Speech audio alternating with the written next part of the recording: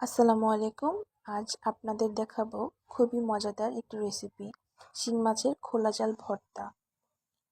এর জন্য আমার লাগবে কিছু শিং মাছ। আমি এগুলো লবণ হলুদ দিয়ে ভেজে নিয়েছি, সাথে কিছু আলু ভেজে নিয়েছি, আর পেঁয়াজটা আমি ভেজে নিয়েছি। আমি কাঁচা পেঁয়াজটা অ্যাভয়েড করার ট্রাই করি। এখানে কিছু শুকনো মরিচ ভেজে নিয়েছি, সাথে কাঁচা মরিচও, ধনিয়া পাতা আর স্বাদ মতো লবণ।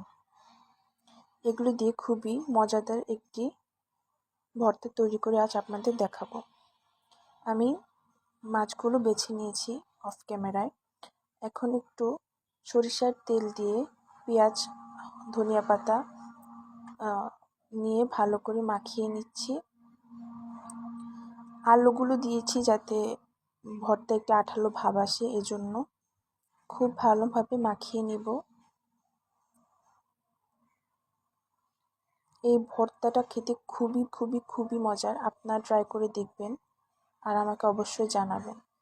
এরপর বেরেস্তা করা পেঁয়াজ আর কাটা ছাড়িয়ে রাখা মাছগুলো দিয়ে দিব। পেঁয়াজটা একটু ভেজে নেওয়ার ট্রাই করবেন, এতে স্বাদটা খুবই ভালো আসে আর ভর্তাটাও অনেক সময় ভালো থাকে। ভালো করে আস্তে আস্তে মাখিয়ে নিব।